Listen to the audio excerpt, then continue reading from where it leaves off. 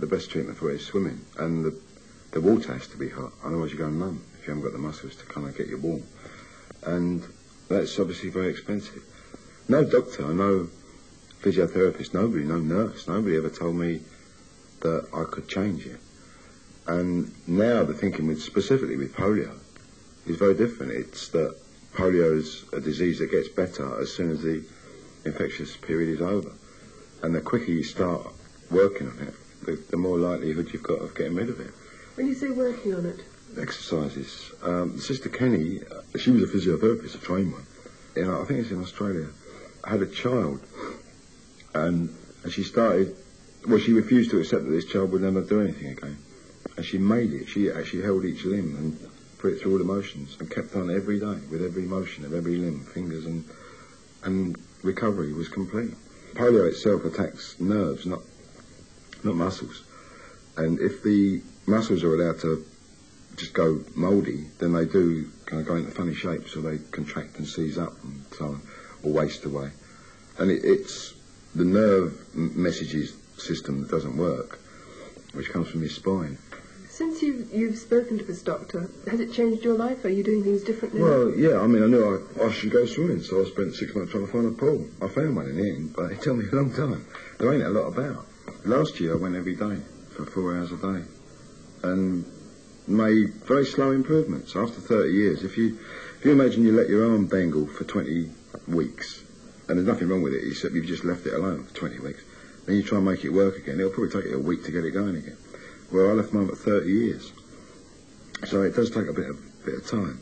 But Dr. Kit, she very sadly died last year, after half a year of knowing her. After half a year, I'd noticed that, well, I load more energy and I load more the good things about me. My chest was getting very strong. And slowly, my left arm was getting much stronger, my shoulder. And I was doing the exercise, not just swimming, and having hydrotherapy massage on the various, and my legs started getting bigger, which is kind of preparatory to the flesh turning into muscle. And if I carry on with it, and which I will, I'll probably be able to throw the caliper away.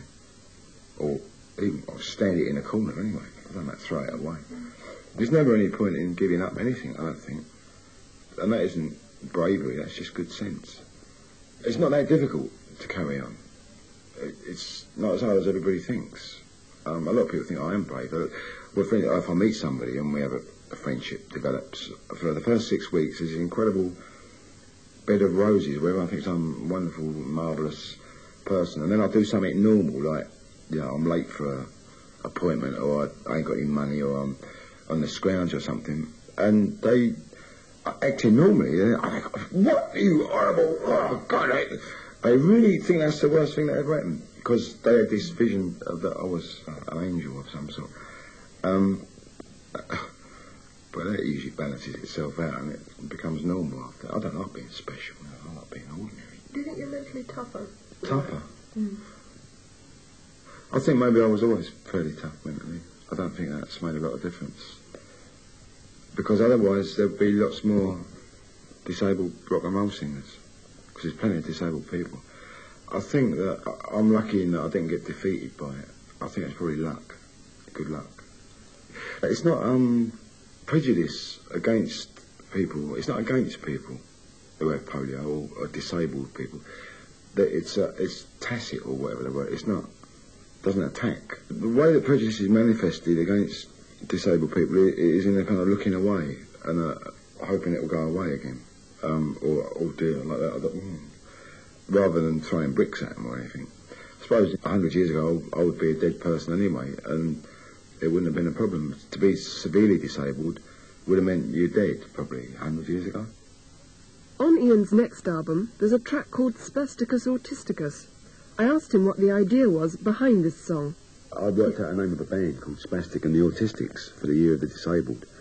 And I was telling a friend of mine to spay it, and I just thought it was a really good name for a band. I would go out on the road with a band like that in the Year of the Disabled, right? Because I really think that the Year of the Disabled is a year of a big bloody wind-up. It's a kind of bring the guilt out the cupboard and wave it about and put it back in the cupboard next year. And then next year there'll be no disabled anywhere, right? So we won't have a Year of the Disabled next year. It's the same with all of it, Every bit of it. And So I thought I'd call it Spastic and the Autistics and go out like that and get a band together who were either recruited from mental hospitals or recruited from extremely savagely disabled places, and we'd get it going.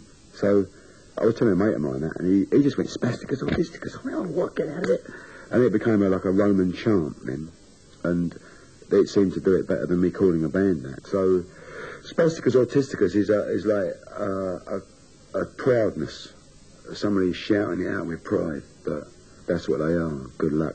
Hello to you out there in normal land. You may not comprehend my tale or understand. As I go past your window, give me lucky looks. You can read my body, but you'll never read my books. I'm Spasticus. I'm Spasticus. I'm Spasticus. Autisticus. I'm Spasticus. I'm Spasticus. I'm Spasticus. Autisticus. I dribble when I nibble, and I quibble when I scribble. Hello to you out there in no land. You may not comprehend my tale or understand. As I go past your window, give me lucky looks. You can read my body, but you'll never read my books.